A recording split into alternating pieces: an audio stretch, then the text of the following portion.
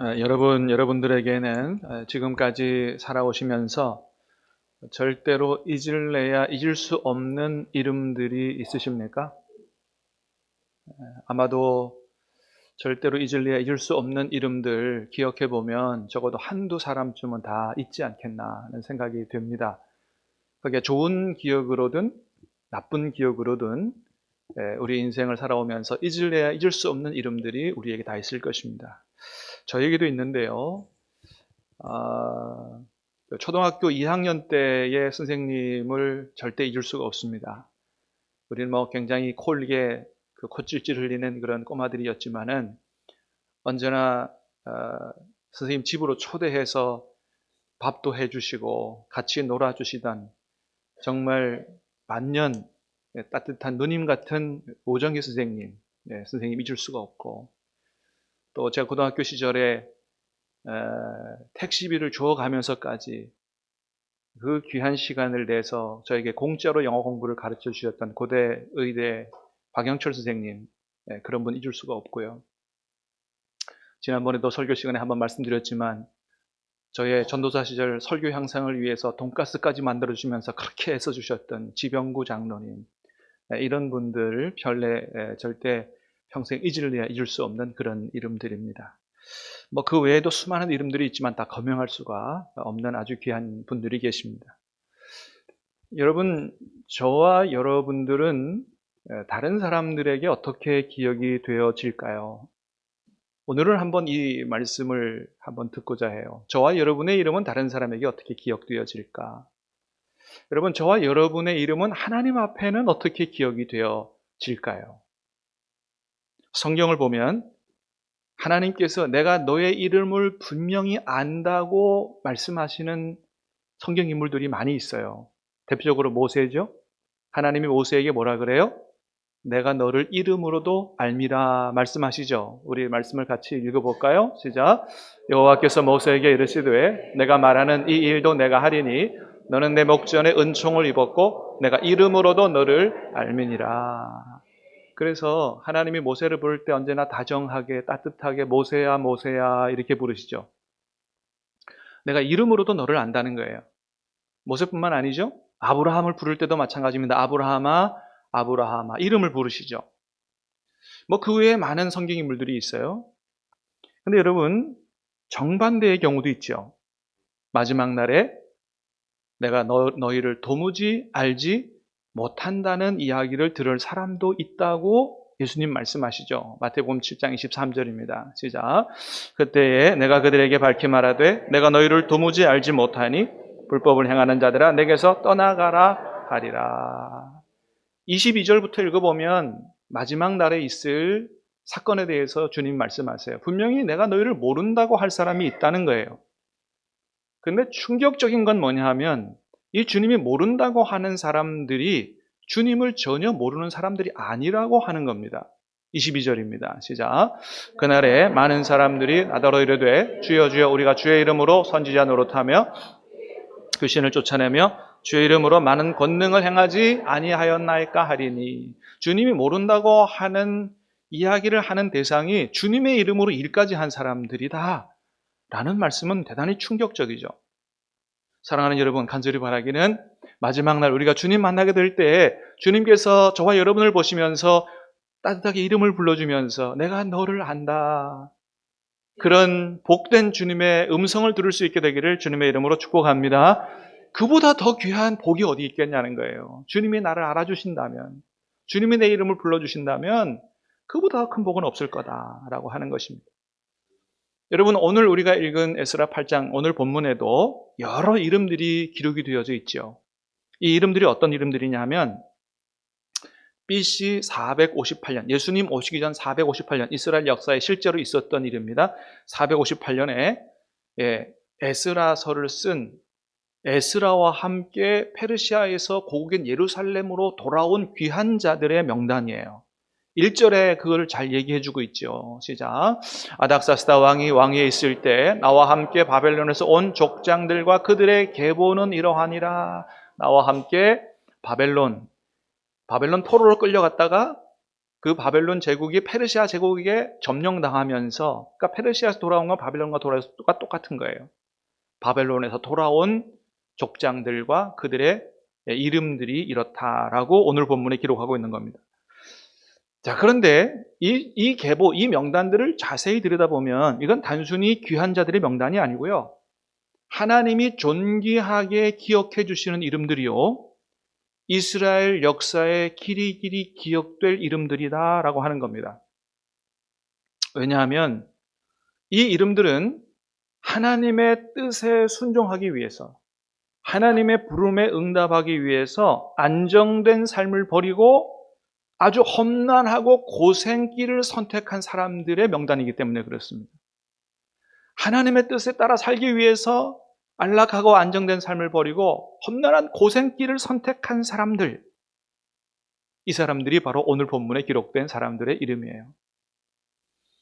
1차 귀환, 에스라와 함께 고국으로 돌아온 사람들이 2차 귀환인데, 2차 귀환 전에 1차 귀환이 있었습니다. 총독 세스바살이라고 하는 사람, 스룹바벨, 이런 사람들과 함께 고국으로 돌아온 1차 귀환이 지난 지 80년 후입니다. 80년 후에 에스라와 함께 오늘 본문에 있는 2차 귀환이 있었어요. 1차로 귀환한 사람들의 명단이 2장에 기록되어 있습니다. 에스라 2장에. 거기 보면 이름이 쭉 있는데 총 42,360명이었다고 기록하고 있습니다. 많이 돌아왔어요. 그런데 오늘 본문에 에스라와 함께 80년 후에 2차로 귀환한 사람들의 명단을 쭉 보면 남자만 한 1,500명 정도 됩니다. 남자만. 4인 가족으로 보면 보통 한 5,000에서 6,000명 정도. 많이 잡아야 7,000명. 이렇게 정도 됩니다. 1차로 귀환했을 때하고 2차 귀환했을 때는 숫자상 차이가 굉장히 많죠. 1차는 몇 명이에요? 4만 명이 넘었어요. 2차는 몇 명이에요? 다 합쳐도 5,000명, 6,000명. 왜 이렇게 숫자상 차이가 많이 나느냐? 그거는 2차로 귀환한 사람들이 대부분 바벨론에서 태어난 사람들이기 때문에 그렇습니다. 그러니까 고국에서 태어나서 포로로 잡혀간 사람들이 아니에요. 조상들이 포로로 잡혀갔는데 거기서 태어난 사람들이라고 하는 거예요. 예루살렘이 바벨론에게 멸망할 때가 BC 586년입니다. 그리고 2차로 귀환한 때가 BC 458년이에요. 586년 빼기 450, 주로 몇 년 차이 나요? 130년 차이 나죠. 그러니까 오늘 본문에 있는 사람들은 주로 다 어디서 태어난 사람이에요? 바벨론에서 태어난 사람이에요. 고국을 보지도 못하는 사람이에요. 네, 고국은 자기들의 생각이 없는 사람들이에요. 그러니까 우리로 말하면 재미교포 2세, 3세 이런 정도 되는 사람들이죠. 그러니까 고국에 태어나지도 않았어요. 한번 가서 본 일도 없어요. 그러니 이 사람들에게 고국에 대한 무슨 향수가 있겠느냐는 거예요. 1차로 귀환한 자신들의 조상들이 가서 제일 먼저 한 게 뭐냐 하면 무너진 성전을 재건해 놨어요. 야, 무너진 성전이 재건됐대 라고 하지만 이스라엘은 여전히 계속해서 재건을 계속해야 되는 상황이었고, 완전히 갖춰진, 세워진 나라가 아니에요. 아직도 황폐한 나라였고, 자신들이 태어나고 자란 바벨론은 당시에 페르시아 제국, 전 세계를 지배하고 있는 페르시아 제국의 도시이니 얼마나 휘황찬란한 발달한 문명 속에 자신들이 태어나고 자랐느냐라고 하는 거죠. 자기들이 살고 있는 이 도시는 세계적으로 가장 발달한 이런 도시인데, 여러분, 무엇 때문에 이 안정되고 안락한 삶을 다 버리고 무너져서 황폐화되고 있는 그 고국 땅에, 자신들이 태어나지도 않은 그 고국 땅에 가가지고 그렇게 고생하는 길을 선택하겠냐는 거예요.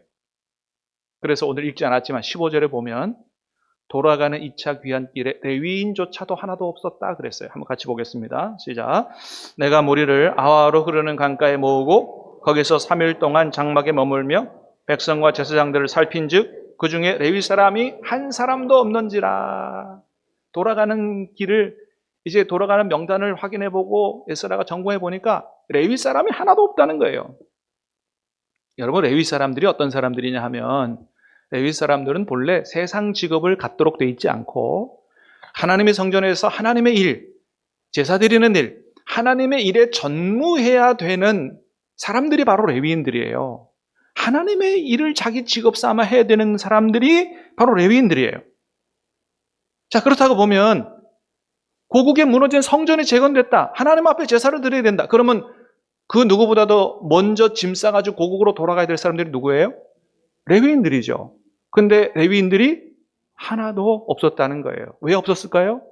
그만큼 지금 바벨론에서의 모든 삶을 정리하고 고국으로 돌아가서 성전에서 제사하고 예배하며 자기 고국을 세워가는 그 길이 참으로 레위인들조차도 선택하기에 쉽지 않은 매우 힘들고 고생스러운 길이었다라는 사실을 보여주는 겁니다. 아니, 어쩌면 목숨을 걸어야 되는 길이었어요. 왜냐하면 페르시아에서 고국 예루살렘까지 오는 거리가 한 1500km, 1600km 정도 됩니다. 거기에는 강도들이 출몰하는 곳이에요. 강도들이 출몰해서 그 여행 사람들을 덮치고 재물을 빼앗고 여자를 빼앗고 하는 이런 일들이 아주 빈번하게 일어나는 그런 길이었습니다. 정말 목숨을 걸고 가야 되는 모험의 길이요, 도전의 길이 고국에 대한 귀한 길이었다고 하는 겁니다. 그러니 고생하는 길, 어쩌면 목숨도 걸어야 되는 그 길, 고국에 한번 가본 일도 없고 태어나지도 않았어요. 누가 선뜻 그 길을 선택하고 나서겠느냐라고 하는 거예요. 그런데 그런 상황인데도 불구하고 어떤 사람들이 있었다고 오늘 본문은 얘기해 주느냐? 1장에서 보는 것처럼 하나님의 감동하심에 반응하고 순종해서 자신들의 안락한 삶을 버리고 하나님의 뜻을 따라 험난한 고생길을 선택한 사람들이 있었다는 겁니다. 오늘 본문의 이름들이 어떤 이름들이라고요? 바로 그런 이름들이라는 거예요. 단순히 돌아온 사람들이 아니에요. 하나님의 뜻을 위해서 고생길을 선택하고 목숨을 거는 이런 헌신자들의 명단이 바로 오늘 본문의 명단이요. 하나님은 그 귀한 이름들을 오늘 성경책에 기록해 놓으셨어요. 그리고 누구에게 기억되도록? 이스라엘 역사의 후손들에게 기억되도록 하셨고, 오늘 이스라엘과 별로 상관없는 우리들까지도 그 이름들을 기억할 수 있도록 하나님께서 이 성경책에 그 이름들을 기록해 놓으셨다는 것입니다. 사랑하는 여러분, 하나님의 뜻을 위해서 이렇게 고생길을 선택하고 헌신하고 귀한 삶을 살아간 사람들의 이름들을 우리 하나님이 반드시 기억해 주실 줄로 믿습니다. 여러분, 하나님 나라에는 이런 사람들이 있다는 거예요. 하나님 나라에는 이런 사람들이 있어요. 그저 나는 하나님 잘 섬겨 영육간에 복받고 강건하고 복된 삶만 살아야지 라고 하는 게 아니라 어떤 사람들이에요?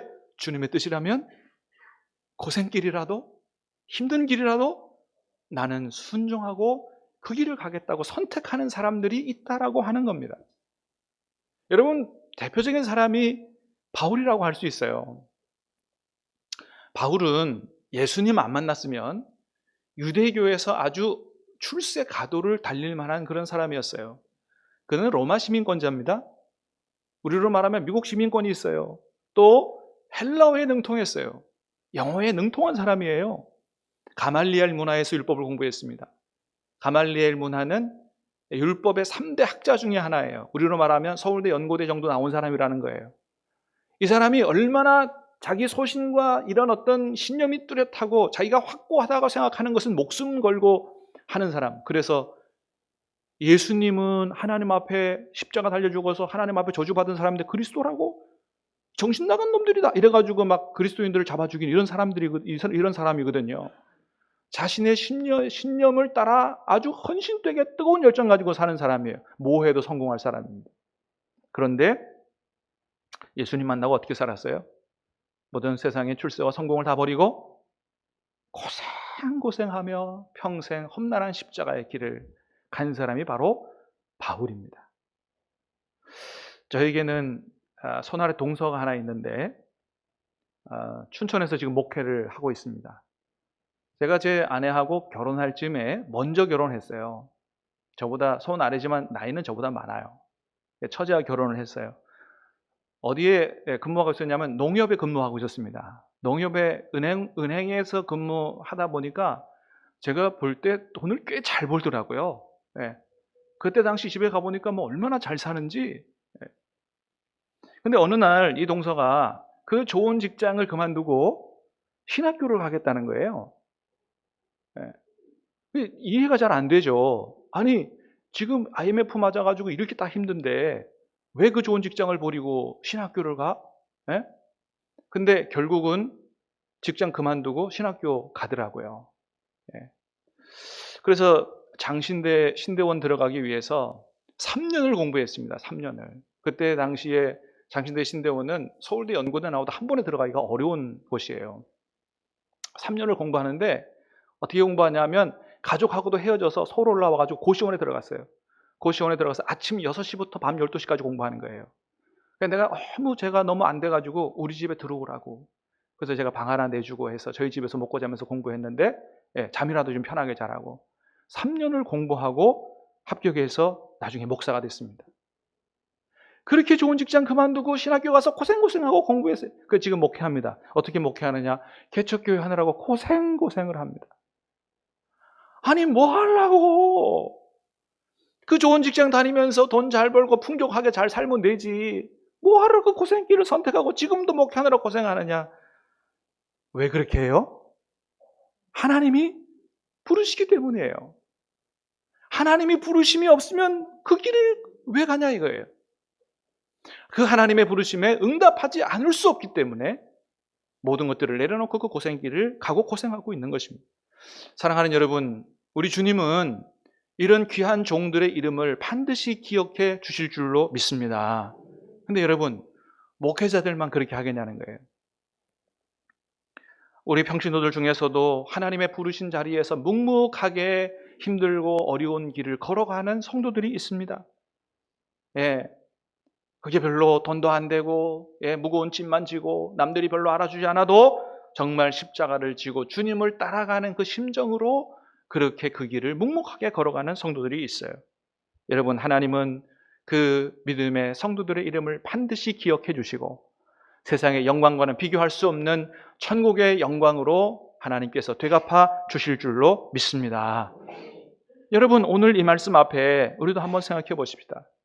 나는 하나님 앞에 어떤 이름으로 기억이 되어질까? 하나님의 복을 받아 누리기만 하는 사람으로 기억이 되어지는 건 아닐까? 아니면 주님의 뜻이라면 험하고 고생길도 마다하지 않는 충성된 일꾼으로 기억되어질까? 사랑하는 여러분, 주님 앞에 주님이 기뻐하시고 칭찬하시는 인정받을 만한 충성된 일꾼으로 기억되어 줄 수 있게 되기를 주님의 이름으로 축복합니다. 여러분, 우리 하나님은 그렇게 하나님의 감동에 순종해서 그런 길을 택하고 자신의 인생을 드리는 사람들을 통해서 하나님 나라를 이루어 가신다는 거예요. 하나님이 계획하신 일들을 이루어 가신다.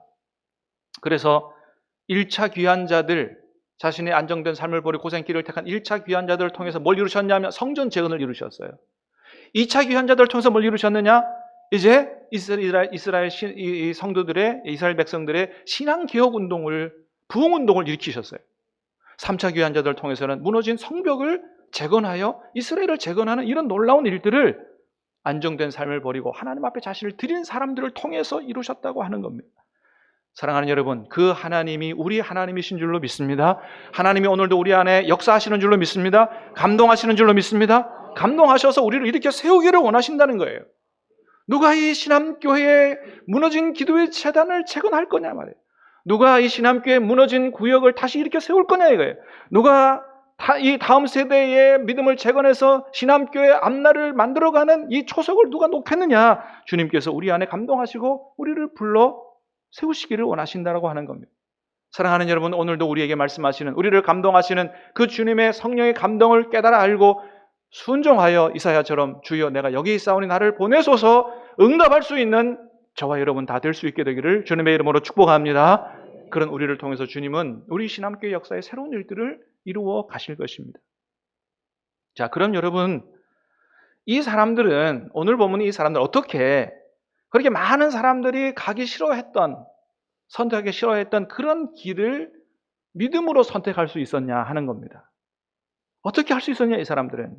놀라운 거는 오늘 본문에 나오는 이름들은 지파별로 기록이 된 게 아니고 가정별로, 족속별로, 가문별로 기록이 됐습니다. 2장에 1차 귀환자 명단에 나온 가게별 가문의 이름하고 거의 동일한 출신의 가문들이라고 하는 거예요. 성경 한번 PPT를 띄워주세요. 자, 한번 같이 읽습니다. 시작. 비느하스 가문, 바로스 가문, 바한모업 가문, 아딘 가문, 엘랑 가문, 스바다 가문, 요악 가문, 베베 가문, 아스갓 가문, 아우드림 가문, 비구의 가문, 총 10개의 가문이 1차 귀한 제한자 명단에 나오는 가문 이름들이에요. 그래서 2차 귀환자 명단에 하나 추가된 가문이 있는데 슬로밋 가문 하나가 추가됐습니다. 대부분 다 1차 포로 귀환자들의 명단, 거기 나오는 가문 출신 사람들이다라고 하는 거예요. 무슨 말이에요? 이렇게 하나님의 뜻에 고생길이라도 선택해서 믿음의 발걸음을 옮긴 사람들이 어느 가문 출신들이다? 믿음의 뿌리가 있는 가문의 출신들이라고 하는 겁니다. 여러분, 에스라도 마찬가지예요. 에스라는 바벨론에서 태어난 사람입니다. 고국을 모르는 사람이에요. 그런데 에스라 7장 6절에 보니까 그랬어요. 시작. 이 에스라가 바벨론에서 올라왔으니 그는 이스라엘 하나님 여호와께서 주신 모세의 율법에 익숙한 학사로서. 여러분, 에스라 어떤 사람이라고요? 하나님 말씀에 익숙한 학자라는 거예요. 학자. 하나님 말씀에 아주 정통한 사람이라는 거예요. 바벨론에서 태어난 사람인데 이스라엘에서 뭐 사도 바울처럼 그런 어떤 율법 학교를 다닌 게 아닌데 어떻게 율법에 능통한 학자가 됐고 그 사람이 돌아와 이스라엘의 신앙개혁 운동을 일으키는 이렇게 위대한 영적 지도자가 됐느냐라고 하는 겁니다. 그건 바로 그가 대제사장 아론의 16대 손이기 때문에 그렇습니다. 다시 말하면 에스라 어떤 집안 출신이라고요? 신앙의 명문 가문 출신이라고 하는 거예요. 어떻게 그 가문에서 에스라와 같은 사람이 나올 수 있느냐? 이겁니다. 나라는 망했지만 그 집안 조상들이 어떤 믿음을 가지고 있었느냐? 하나님이 예레미야를 통해서 말씀하신 70년이 지나면 다시 고국으로 돌아오게 하시겠다는 그 약속의 말씀을 붙들고 소망을 가지고 자기 자녀 손들을 믿음과 말씀으로 잘 양육했기 때문에 에스라 같은 사람이 나왔다고 하는 거예요. 여러분, 그렇습니다. 뭐 난세에는 영웅이 난다 그러지만 에스라는 이 난국에 갑자기 등장한 영웅이 아니라고 하는 겁니다. 누가 양육한 거다? 그들의 믿음의 조상들이 그들의 자녀손들을 믿음과 말씀으로 잘 양육해서 나온 사람이다라고 하는 겁니다. 여러분, 하나님은 꼭 믿음의 가문에서만 믿음의 사람을 일으키시는 건 아니에요. 그러나 여러분, 예수님을 이 땅에 보내실 때도 누구의 가문을 통해서 보내셨어요? 다윗의 가문을 통해서 보내셨던 것처럼 하나님의 일반적인 법칙은 사과나무에서 사과 나오게 하시고 배나무에서 배 나오게 하십니다. 어떤 가문에서 믿음의 훌륭한 일꾼이 배출되게 하세요? 믿음의 뿌리가 있는 가문에서 믿음의 사람을 일으키신다는 거예요. 사랑하는 여러분, 그러므로 먼저 저와 여러분들이 하나님을 온전하게 섬기는 믿음의 사람으로 설 수 있기를 주님의 이름으로 축복합니다. 저와 여러분들이 늘 말씀 안에서 주님과 교제하고 동행할 수 있기를 주님의 이름으로 축복합니다. 하나님의 말씀에 감동해서 그 말씀에 순종하고 하나님을 위해 살아면 고생길도 선택할 수 있는 믿음의 헌신자들이 될 수 있기를 주님의 이름으로 축복합니다. 그런 저와 여러분의 가정과 가문을 통해서 하나님의 에스라와 같이 나라와 민족을 위해서 귀하게 쓰실 만한 믿음의 일꾼들을 불러 일으키신다고 하는 거예요.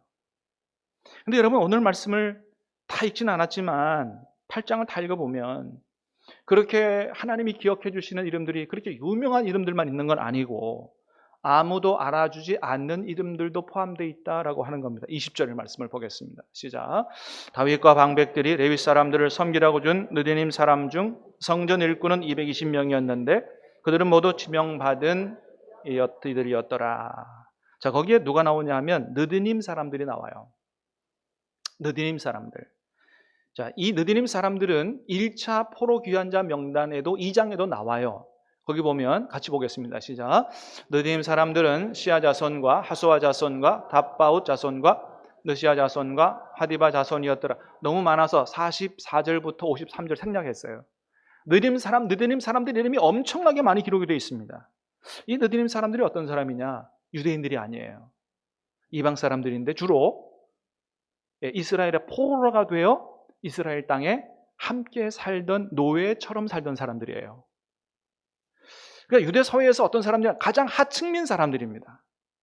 그래서 이 사람들이 주로 무슨 일을 했냐면 레위인들을 도와서 하나님의 성전 일을 했어요. 근데 고급스러운 일을 했겠어요? 편한 일을 했겠어요? 육체적으로 가장 힘든 일을 했습니다. 물 깃고 나무 패고 하는 일들을 했어요. 그렇게 육체적으로 힘든 노동 일을 하면서 성전 일을 거들었지만 가장 하층민 사람들이고 포로 신세라 누구도 알아주지 않는 이름들입니다. 그러나 그들의 이름이 2장 또 오늘 8장의 성경에 올라와 있다라고 하는 거예요. 누가 기억해 주시는 이름들이다? 하나님이 기억해 주시는 이름들이다. 할렐루야. 하나님이 기억해 주시는 이름들이라는 거예요. 여러분, 우리 교회도 정말 이름도 없이 빛도 없이 그렇게 이곳저곳에서 섬기는 분들이 많아요. 성경은 교회에서 이런 사람의 수고를 알아주어야 된다고 얘기해요. 히브리서 10장 24절을 보니까 그랬어요. 시작. 서로 돌아보아 사랑과 선행을 격려하라. 돌아봐라. 알아줘라. 격려해줘라. 말씀합니다. 여러분, 그러나 목회자도 그렇고 우리 성도들도 그렇고 다 사람인지라 여러분들의 수고와 헌신을 다 알아주지 못할 수도 있습니다. 그러나 너무 서운해하지 말 것은 누구는 다 보고 알고 계신다? 주님은 다 보고 알고 계신다는 거예요. 믿으십니까? 주님은 다 보고 알고 계신다는 거예요. 그래서 여러분, 가능하면 우리 모두가 다 사람이 알아주지 않아도 주님이 알아주시니 나는 괜찮아 할 수 있는 믿음으로 성장할 수 있게 되기를 주님의 이름으로 축복합니다. 여러분, 가능하면 사람들의 칭찬을 받으려고 하지 마시기 바랍니다. 왜요? 그래야만 주님께 받을 칭찬과 상이 있어요. 주님이 바리새인들이 그랬어요. 너희가 구제할 때 오른손이 하늘 왼일 소리 모르게 해라. 나팔 불면 이미 너희가 받을 상을 다 받았다고 얘기했어요. 사람에게 박수 받지 않을 때 오히려 누구에게 상이 있다? 하나님께 상이 있다는 사실을 기억할 수 있게 되기를 간절히 바랍니다.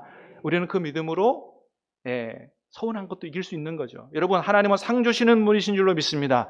히브리서 11장 6절입니다. 시작. 믿음이 없이는 하나님을 기쁘시게 하지 못하나니 하나님께 나아가는 자는 반드시 그가 계신 것과 찾는 자들에게 상 주시는 이심을 믿어야 할지니라. 우리 하나님은 어떤 하나님이세요? 상 주시는 하나님이세요. 행위를 따라, 그의 삶을 따라 상 주시는 하나님이시라 그랬어요. 사도 바울은 예수님 만나서 고생길을 선택했지만 뭘 받아봤어요? 뭘 바라봤어요? 하나님이 주시는 상을 바라봤어요. 그래서 이렇게 고백합니다. 디모데후서 4장이에요. 시작. 나는 선한 싸움을 싸우고 나의 달려갈 길을 마치고 믿음을 지켰으니 이제후로는 나를 위하여 의의 면류관이 예비되었으므로 주곧 의로우신 재판장이 내게만 아니라 주의 나타나심을 사모하는 모든 자에게도니라. 아멘. 이 말씀이 진리인 줄로 믿습니다. 주님이 줄 상을 바라보고 나의 달려갈 길을 끝까지 주님 앞에서 달려가는 이런 귀한 믿음의 사람들, 저와 여러분들이 다 될 수 있게 되기를 주님의 이름으로 축복합니다. 호랑이는 죽어서 가죽을 남겨요. 사람은 죽어서 뭘 남긴다 그래요? 이름을 남겨요. 여러분, 어떤 이름을 남기시겠습니까? 하나님 앞에서, 우리 후손들 앞에서 존귀한 믿음의 이름으로 기억되어 줄 수 있게 되기를 우리 주님의 이름으로 축복합니다. 찬양하고 기도